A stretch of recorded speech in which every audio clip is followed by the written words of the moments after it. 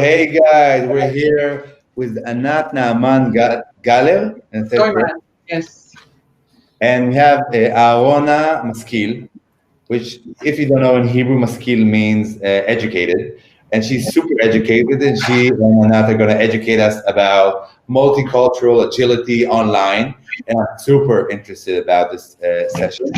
My favorite thing about being a community leader and manager is the fact that I give the stage to others. That I don't need to leading all the time is very tedious.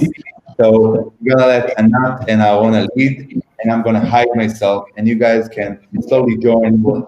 Create a following for here. Maybe we'll start it. I think it's great if we'll just put you on the main stage like this, and like this. Wait. Great, and I'm small, which how it is. Great. Okay. So, Introduce yourself. Great. We're on. We're good to go. Yeah.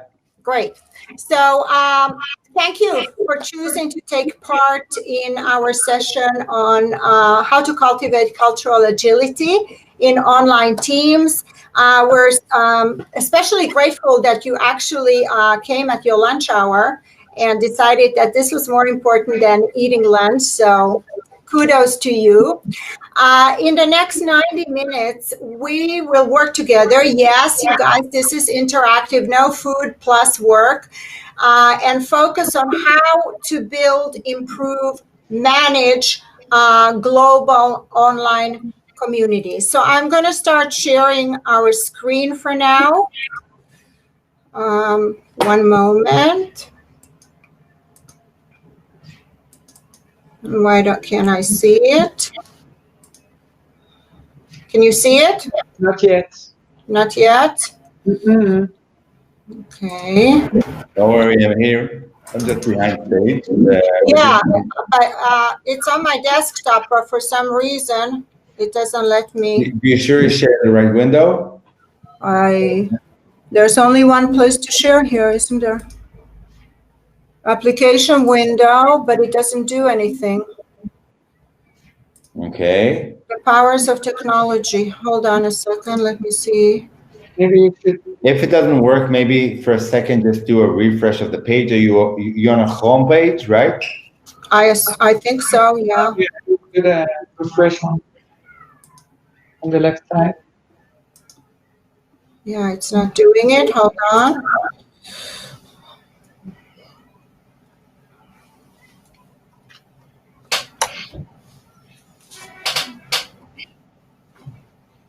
Try to close it and reopen it again.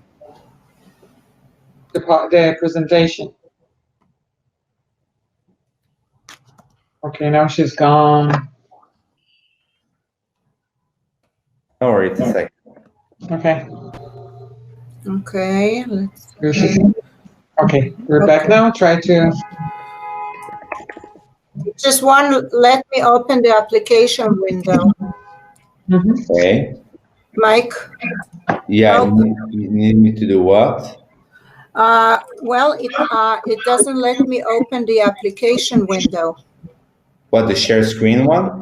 The share screen I'm pressing, but the application window where I'm supposed to load the PowerPoint. Hold on a second, let me see. I'm just going to call the team a second. Okay. We're ready for... You want me to try? Yeah, here it is. Got it, technology.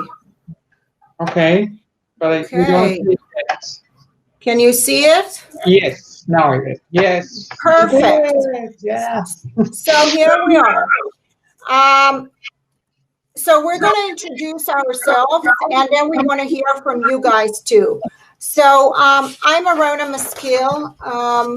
I'm the founder of TrainingCQ with over 24 years of experience in international business training, business consulting, and relocation training. I'm a senior level cross-cultural consultant and trainer and work with local and international organizations in various sectors of the industry to build cohesive and productive global teams. I'm also a country specialist for DwellWorks, which is a large US global mobility organization. With me is Anat, who will introduce herself. Yeah, hi. So I'm Anat Galle. I'm really excited to be here today. And I'm the co-founder of TrainingCQ with Arona. I'm an organizational psychologist and a media consultant with over 15 years of experience in training, lecturing, and consulting in Israel and in the US. I specialize in cross-culture communication, relocation, and remote work training, and work with various organizations in and out of Israel. In addition, I currently provide communication and engagement skills training for teachers through the Ministry of Education.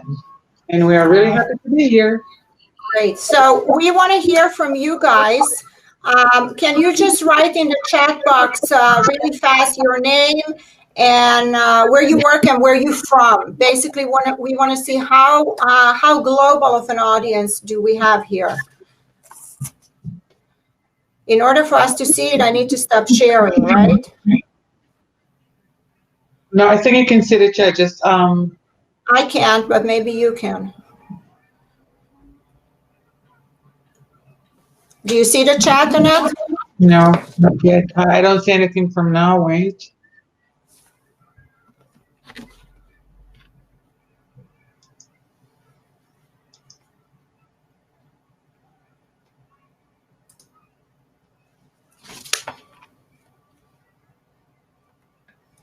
I want to just one thing, because we're still growing our cultivation and adding people here.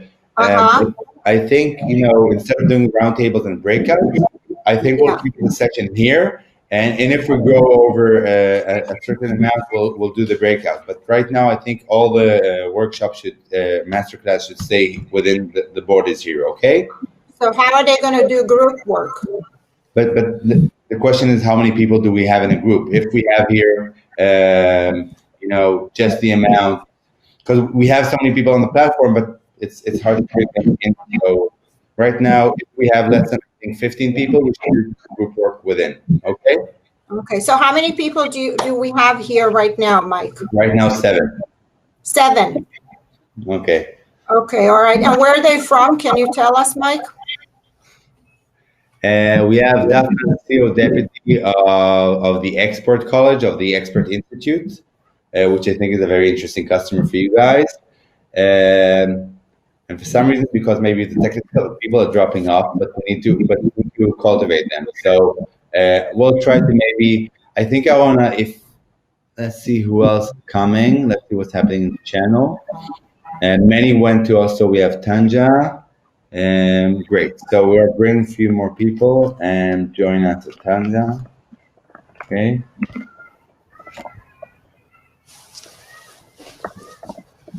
So do we have any global customers here? Listen, on the platform, we have a lot right now, attendees. We have, and let's see if we can make them join. Let's try. We have Claire from Saudi Arabia. Hi, Claire. Okay. I'll do direct messages to Claire and stuff like that. Okay, please join our session. Okay, with our session, and want to just use this. It's like a waiting room. You have them like in a waiting room format? We have them in the attendee room that we see them in the platform interacting in other places.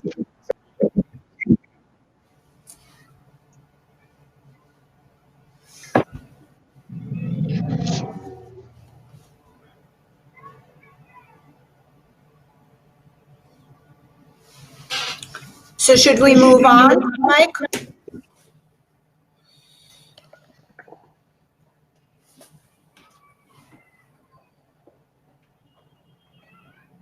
Okay, sorry, I don't know why I was kicked out.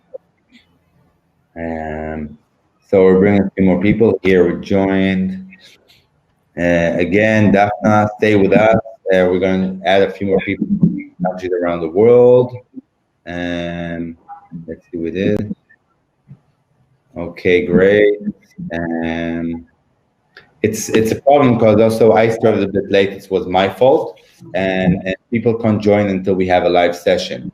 So we're going to find another room. We have Mimi from Afghan. We have Gabrielle from Munich.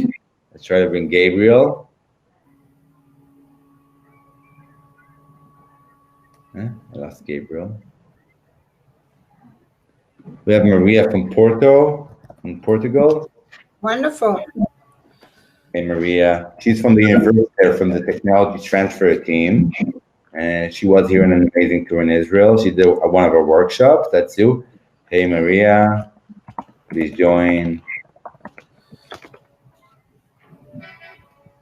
Okay. Who else do we want to bring? Who's the best people here? We have Sivan from Australia. I think he really needs to join. He's about a decade in Australia, and he's an entrepreneur with an amazing business. Sorry. Anyway, great. Attendees. We have Flora from Brazil. It's becoming more global every minute. Yeah. Wonderful. Okay, Flora's actually, we spoke to her during the week that she's a representative of EAT. She's Brazilian American. Wow, what we call multicultural. Yeah, totally. So I think we need to go on. Otherwise, we need to be mindful of the time. I'll continue bringing the people. Okay? Wonderful. Okay, so I myself, because I don't want to disturb, and you go on. Okay, great. So we all know the saying, right? Seeing is believing.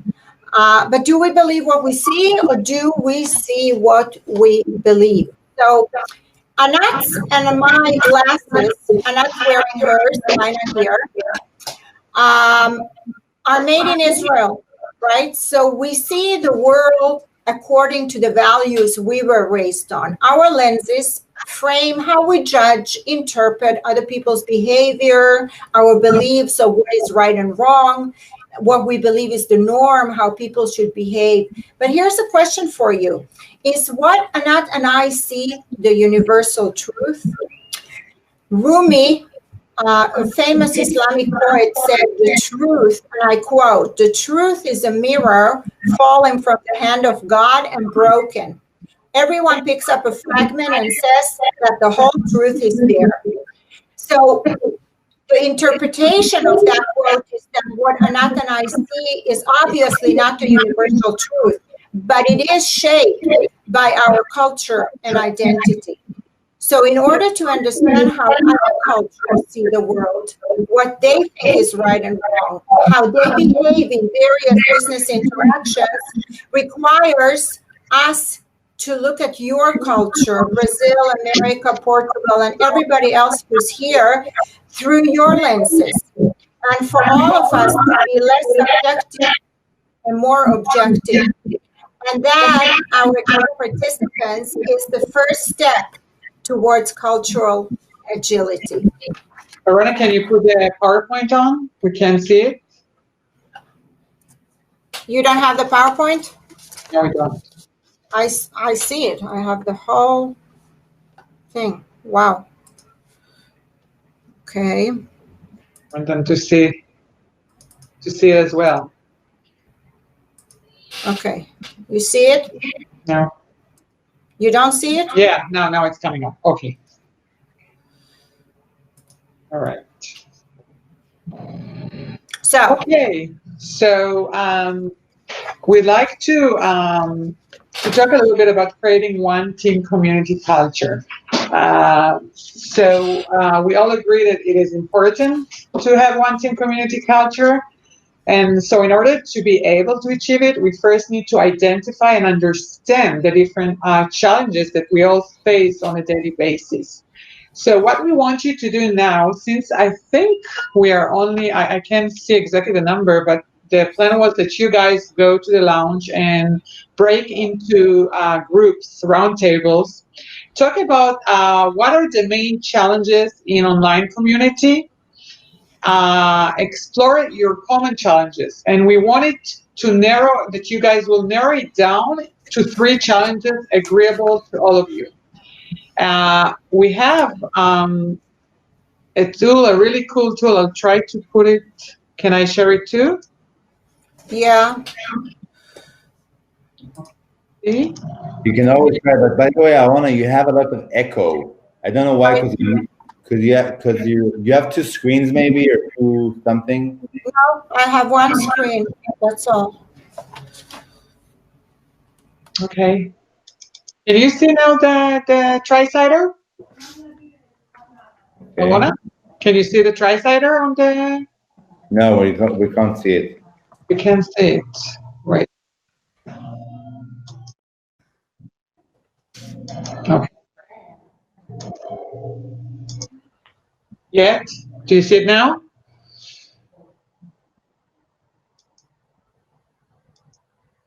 No? Okay, let me try again. Application window. It doesn't let me do it. Okay. So it doesn't, you can put we can't hear you, Arona. You're on mute for some reason. A lot of technical issues on the way. So anyway, listen, what I want you to do is to talk together. I can, Mike, is there enough people to go into the round table, or can we put them together to talk? Can they talk? No, stay here. They stay here, okay. Let's do the discussion between us in the meantime, because I think we need to cultivate and show people, lead by example. Okay. So can you raise your hand if you hear us and you want to share with us challenges that you guys are facing in your routine, in your global world? Yeah, I want to talk about my challenges, because I have a lot of, different people we work with internationally. And the main thing that we have is, Israelis are very open and very quick to do engagement. We work with a lot of organizations, and it's not just organizations, it's people from Europe that are much more reserved and are much more, closed. How do we manage to, and when we talk about creating community, when I'm closing the door, we want to create that trust and intimacy, and we have to create that interaction, and it's really hard with the Europeans. How do we do it? Arona, we can't hear you. Oh, tough. Try to maybe unplug the ear. By the way, I think what happened, I wanted that you had 2 computers and you had one with volume on it. So you maybe should have one with mute and one that you can hear us. Only 1 computer. Okay. And we can hear you. We lost your voice. Try to unplug and just.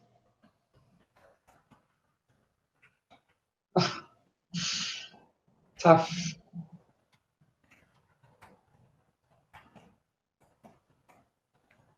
Can you try without the headphones? Yeah, maybe that will work. No.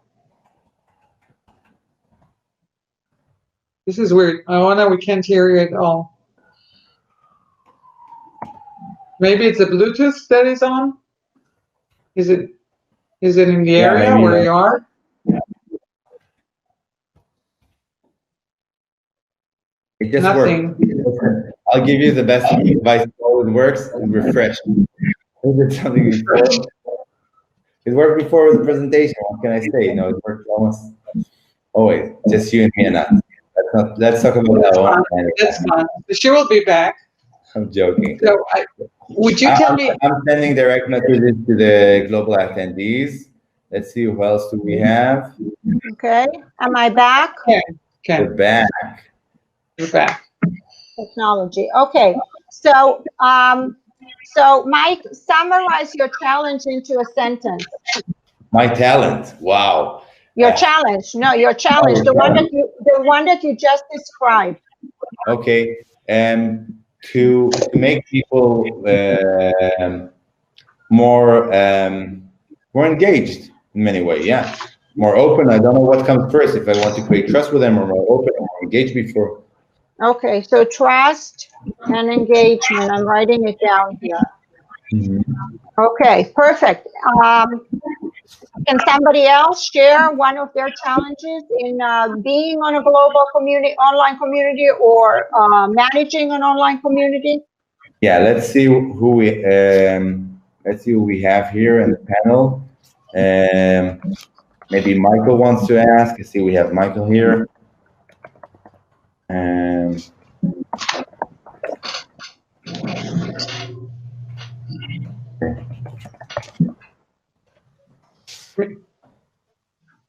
Hey, Jeremy, welcome. Jeremy from the UK here.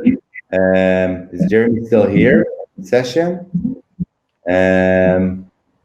Let's see. Jeremy's an amazing guy from the UK. He was on stage yesterday. An amazing, like he told us about him in one of his questions. Okay, join us.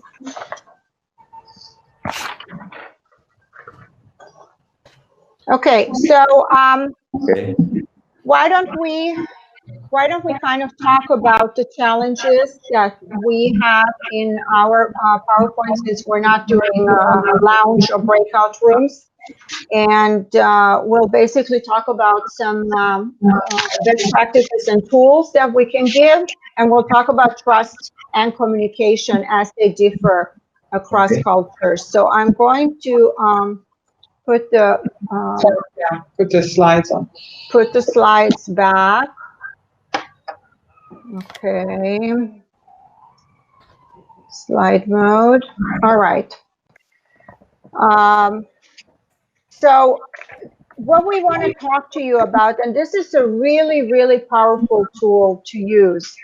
Consider that each one of you has their own work style, communication style, how you share information, how you give feedback, how you solve problems. So Sam here is used to working from his green space. In his green space, he brings his experience, his wisdom, maybe some of the working styles from the previous organizations he has worked in. Danielle, in her yellow space, Danielle is from the US, and she brings with her a communication style based on her cultural background and on how communication is carried out in her culture.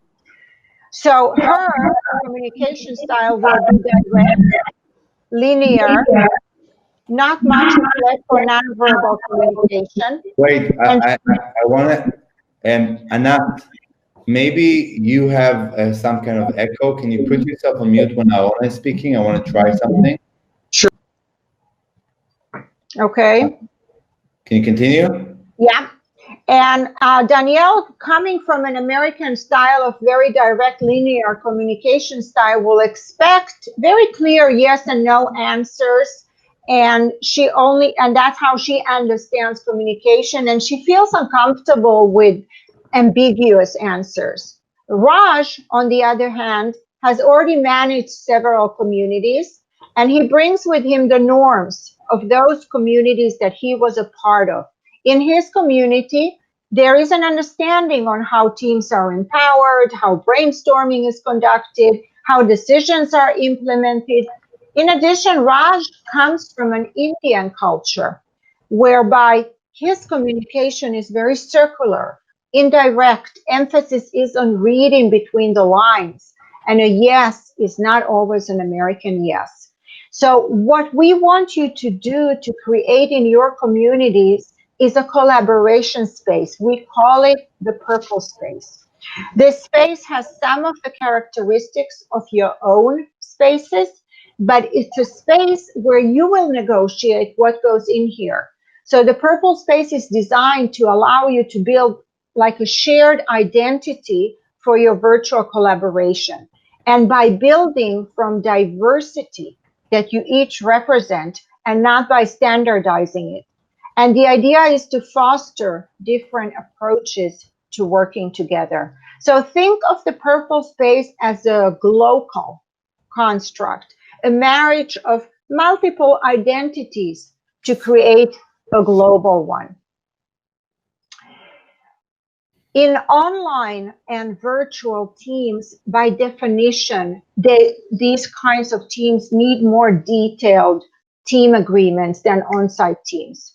Success in virtual teams means being more aware of how we communicate, how we conduct ourselves, how is work done than in co-located teams. And for that purpose, it's very important to create guidelines. So for example, time zones. The bigger the time zone difference, the smaller the window of communication and the higher the probability of miscommunication. So as a manager, you cannot give any member on your team the feeling that being on a virtual team is a burden, that it's something that's very difficult to engage in. And success comes really when everyone acts as a team, first of all, and when everyone believes that being on a team is a benefit, that they can be productive on these teams. Therefore, we encourage you to build a roadmap or a team operating agreement. It doesn't matter what you call it, but it encompasses everything that you find important to be included in this purple space. And statistics show that teams that have operating agreements are much more effective than those who don't. So on the screen here, we just wanted to share with you one of the operating agreements of a global dispersed high-tech organization we work with. These are just a number of the bullet points from a very much longer list of operating agreements. And this, of course, is subjective to their needs. So we always have technology. What are the mediums of technology? How do we handle trust breakdowns and conflicts? How do we ensure that messages are understood? And Anat is going to be speaking about that in the next slide. How do we hold one another accountable for decisions? How do we hold each other accountable for upholding our purple space? And on and on and on. So this is really important for everybody who manages or is part of a global community or any kind of an online team to create these roadmaps, these team agreements. Thank you. So I want to talk to you a bit about the lack of human connection, which is really something that happens in the virtual environment. And as Arona touched upon Raj and Danielle's different communication styles, I want to explore this with you further, as the communication is one of the 4 pillars in understanding cultural differences. We are people, very social beings. We are programmed to communicate with each other, including nonverbal communication techniques like eye contact, head movements, and tone to communicate our messages. You know, much of the cues of communication which help us to understand the subtext are lost in online communication. You probably know that. So when working face-to-face, allow us to share information, brainstorm, gossip, and it's all done by the coffee machine or what we call water cooler moments. If I have a problem, I can ask my colleagues for help. If I wrote an email and didn't get, an answer, I can pop my head to my friend door and ask him what's going on, or during lunch. And I want to ask you, did you know that only 15% of messages is conveyed through words? What it means is that we rely on body language for the remaining 85%. That's a big number. So you can begin to see and understand the challenges that we face when moving to communicate it online, since there's no body language, that all gets lost in the screen. So how do we bridge it? What's the solution? So first of all, it is important to always use video communication. Well, since it's the closest that we have for the face-to-face communication, we can see the visual, we can hear. In order to compensate and minimize miscommunication, it is important to learn the emotional subtext into digital communication, as we cannot read expression and body language and emotional cues. What I mean by that is talk the subtext. For example, you can say something like, I'm really excited on our achievements, or on the other side, you can say, I'm really worried about meeting deadlines. Just put the subtext into words. Next slide. So let's talk for a while about lost in translation, okay? The language of business is English, but is it the same English everywhere? Well, it's not. So if we are communicating with British, for example, they frequently tone down anything perceived as too negative or positive with expressions such as we might have a slight problem here. Very major problem, actually, or an experience was quite nice, really, meaning excellent. Or if we look at the American example, saying that's quite a good idea, they probably mean it is not a good idea at all. So here's a hypothetical situation for you. Imagine that you are part of a global online community, and your team members are, like you see here, the rounds here, Israeli, French, Germans, Indian, and Japanese. Each one has their own communication style. The German and the Israeli are very direct. In these cultures, the focus is on moving forward all the time. The French and the Indian and the Japanese communication is indirect, circular, and sometimes lacking in clarity to culture that are direct, like the Israeli, for example. A team like this will encounter many communication misunderstanding, ambiguity, and confusion if they don't learn each other's communication style. Really, really important. So what do we suggest here? First of all, if you manage or you are part of a global diverse team, you need to learn the communication style of your teammates. You have to learn cultural language of your team member. It's a must. You really have to do that.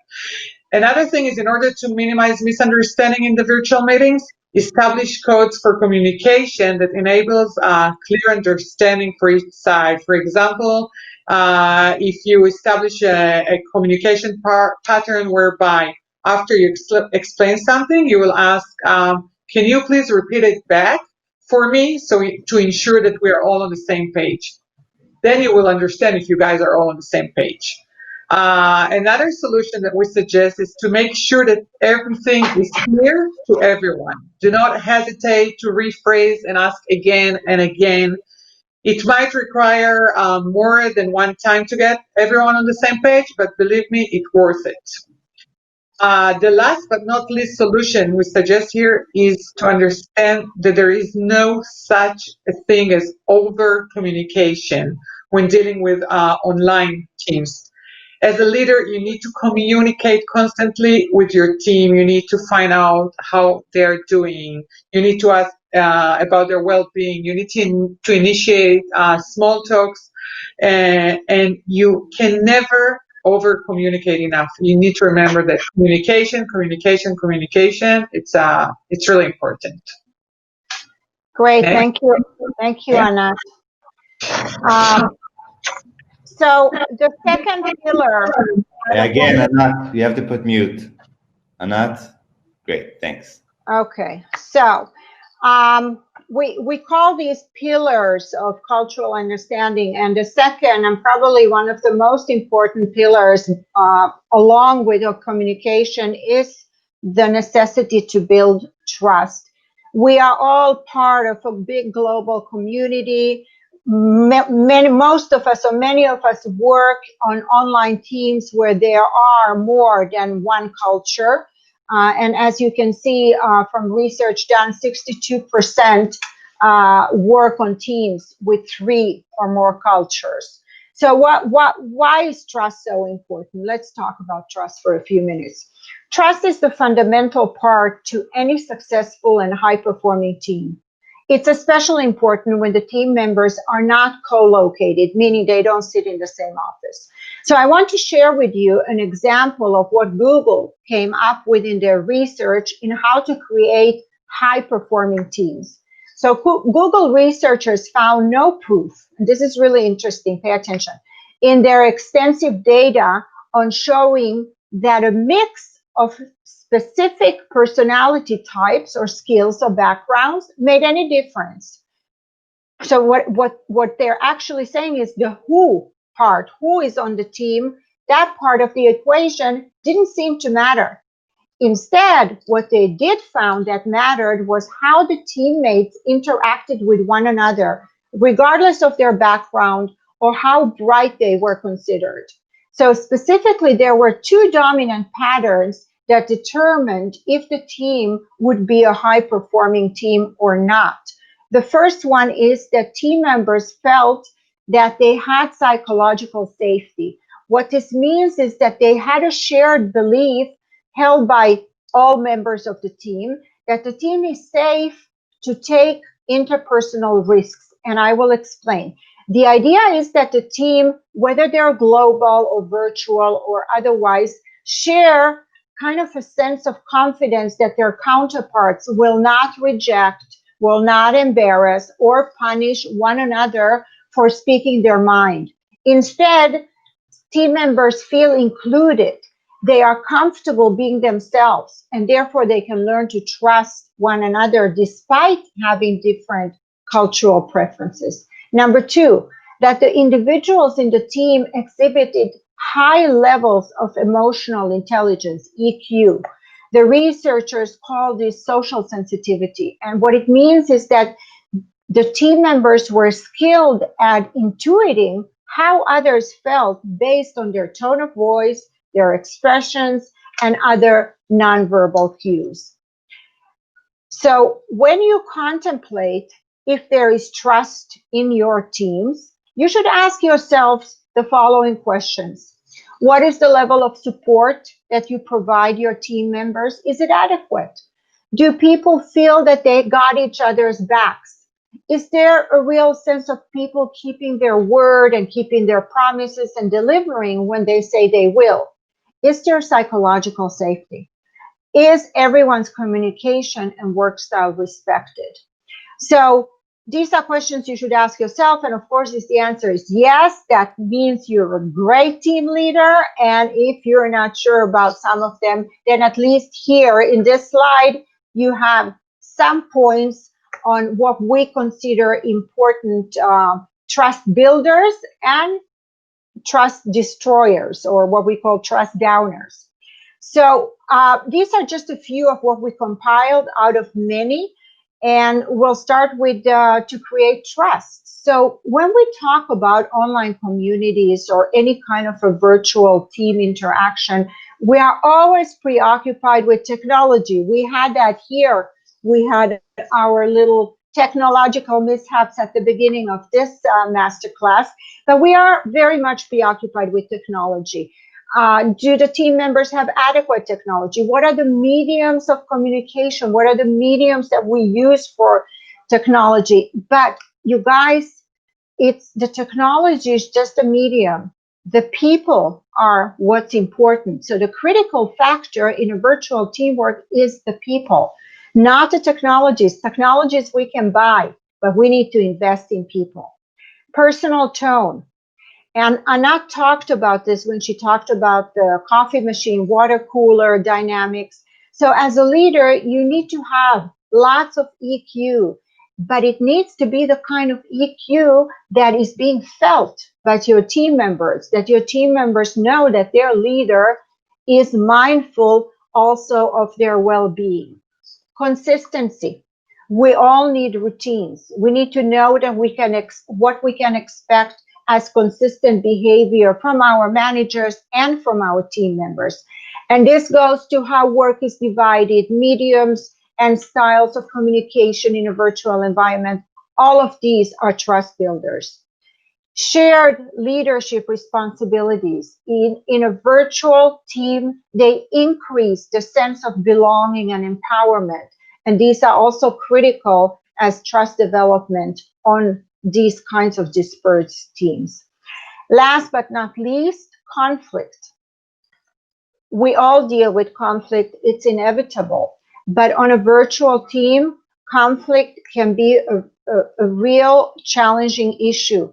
and very challenging to manage. So the most important thing is that you learn, first of all, to identify that there is a conflict and that you immediately become proactive and resolve it.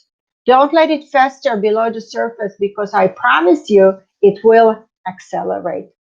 And then we have the trust downers, which part of them are, of course, the exact opposite of what not to do. So try not to be only transactional. What this means is that you left your EQ at home when you open the computer, but utilize your EQ, be personal, care about your team's well-being, like Anat said, small talk, any kind of a well-being inquiries. These are really important. Lack of consistency. Lack of consistency fuels anxiety and fear and causes unjustified resentments and suspicions. Many of these uncertainties can be avoided with thoughtful planning. Cultural differences in team members sometimes also raise uncertainty. Favoritism. We're all guilty of that. We don't always connect with everyone on our team. When we pre-corona, when we worked in our offices, we did not connect with everyone. Not everybody was our friend. But on a virtual team, try to lower your tendency for favoritism, because it's really a trust downer. Lack of transparency. This is really, really important in any kind of an online work setting. Virtual team members some of them who are far from the home organization, from the home office, they sometimes feel that they're out of the loop. And such feelings can lead to a perception that they are just the wheel in the system. Just, messages are sent forward, do this, we need this by Monday. So it's important to be transparent from the beginning as much as possible, because it's much harder to rebuild trust that has been broken. And transparency also increases the ability of the team to anticipate and solve problems, and solving problems together develops and deepens trust faster than anything else.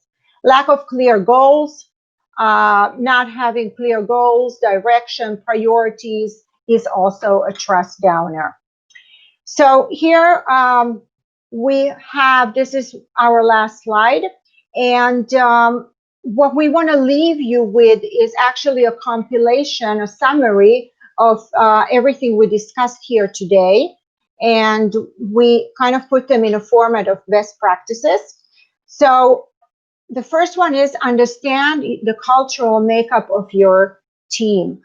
As a leader of a global virtual team, you need to identify cultural differences of your team members as they get in the way and impact how work is functioning, how you can function as a leader. And it also helps team members understand each other's cultures and how to best work together. Create opportunities for personal bonding.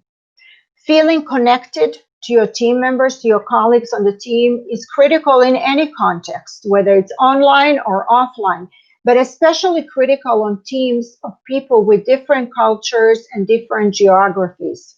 As a result, do whatever you can as a leader to provide opportunities for personal bonding, whether it's off-site meetings, which are not happening now because of the corona, whether it's virtual fun. There are a lot of different tools and best practices to create that kind of a bonding. Schedule personal check-ins one-on-one with team members, or as a group at the beginning of your business, of your virtual meeting, so that socializing becomes part of the team process. Feedback. You need to be mindful of what is the norm in giving feedback in different cultures. It is not the same in every culture. For example, if you have Asian team members, you don't want to give feedback in front of the rest of the team, as this is considered losing face. On the other hand, it's very important, especially in virtual teams, to talk the feedback, to empower, encourage, and not to wait to give feedback only in the end, but throughout, because this is a motivating factor. Give your team a compelling purpose. To be effective, everyone on your team needs to be on the same page. Therefore, it's critical to provide the team with a purpose that is clear, specific, and measurable. A compelling purpose is the glue that binds together your team and pushes everyone in the same direction towards a common goal. Clear structure. On a face-to-face team, there are multiple opportunities for negotiating shared norms. On a virtual team, there are much less so. So working with the team to identify and commit to explicit norms such as punctuality, virtual meetings, how is communication conducted, managing conflict, sharing information. This creates a framework of expectations for the team. This is what the Purple Space Roadmap that we discussed is about. So, my dear participants, in conclusion, virtual teams have tremendous potential for operating successfully across cultures and borders, but only if managed thoughtfully by a leader who anticipates the challenges and addresses them proactively. So this is our conclusion and evaluation. Anat?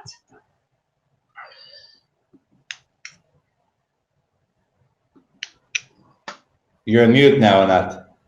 Ha! She muted herself.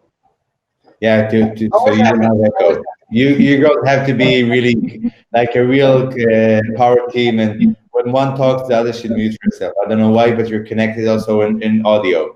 That's weird because we're in different places. But yeah, I don't know. Maybe it's your computer or not or something. But right now it's actually okay. Okay. So we would appreciate if you write in the chat box what do you take away from this workshop, or if you learned anything from this masterclass. We would appreciate your comments here. Or if you have any questions. So I'm going to take the responsibility that I started a bit late and lost a lot of people, but also to Tanya from Germany. We got up to 15 people all in all that joined the session, came in and out.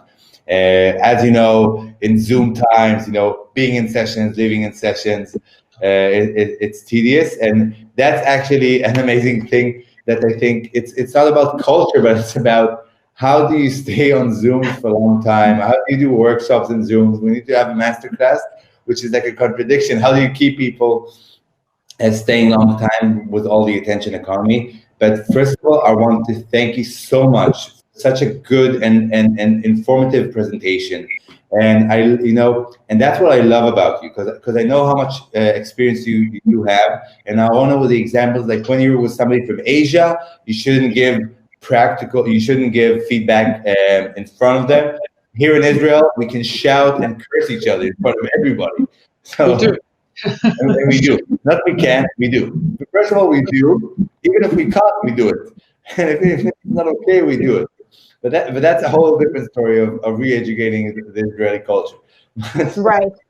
But maybe before you leave, give us a few biggest do's and don'ts in cultural in intercultural relations, in etiquette, in what's the biggest mistakes you heard of or think can happen in cultural relations. Wow, that's a long list. I don't know. This is the spicy stuff that people are like. Okay, this is you'll save some people's lives here, I'm sure, or at least their business or their job. Well, I'll tell you what, my focus lately has been, both of our focus lately has been on UAE business culture, Abraham Accords, everybody's flying, running, doing business in the billions, there's this buzz going on. And and there's a perception with Israelis that we are very much alike. Because, we're in the Middle East, we're in the MENA region. Some of us, in the army spoke Arabic. They've had some interactions. So how different can it be? Yeah. And so let me tell you, it can be very, very different. Israeli mentality, and I don't know what comes first, the egg or the chicken, but whether it's the startup mentality or our mentality, where I call it fast and furious. Okay, we have no patience. We want to fly to Dubai in 4 days' time. We want to come back with a signed contract, and things don't work like that. Things, especially if we take the UAE culture, it can take. Are you ready for this, Mike? It can take 2 to 3 years to close a business deal. With the United Arab Emirates. With the Emirates, it can take 2, depending, of course, on the size of the transaction, but it won't be an agreement that within 4 or 5 days of flying coming back. That's not going to happen. Now, ask me why. Why?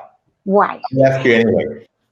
Because UAE, just by the way, the same as Asian cultures, are a relationship-oriented culture. And when we talked about, if you remember my slide that says trust equals relationship, that's exactly it. Business is personal, okay? Business is business, but business is also personal. So in order to build a relationship, it's not going to happen in 4 or 5 days. It's a process. It takes time. It takes a lot of breathing, a lot of patience. One of my articles, I call it patience is a virtue.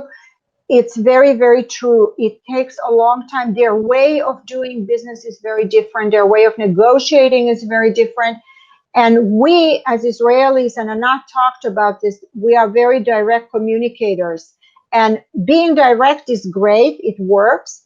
But in some cultures, we are perceived as being aggressive. Okay, so there's a fine line. Don't say that. There's a fine line between what I call assertive and aggressive, right? But interacting with a very nice way to say it, but yeah, I think we're far past the line. But yeah. Okay. But interacting with the Emirates, we need to be very mindful of our communication style, because theirs is harmonious. Okay, theirs is circular, and a lot of times we won't understand if what they mean, because their answers are not clear cut. There is no yes and no.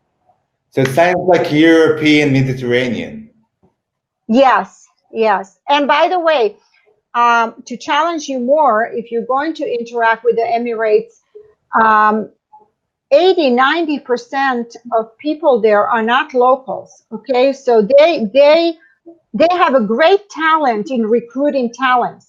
And when you go to an organization or you interact with people in an organization, you'll have Americans and Germans and Pakistani and Indian and Saudi, and you will have a whole map of multicultural. What that means is that you need to learn all of those cultures, because if you're interacting with a mid-level manager who's from Germany, and he brings, remember Purple Space, he brings into the organization part of his German culture, but he has also created his own kind of Emirati culture. There's your challenge. So culture is a game changer. I know that people don't want to believe this, but culture is a game changer.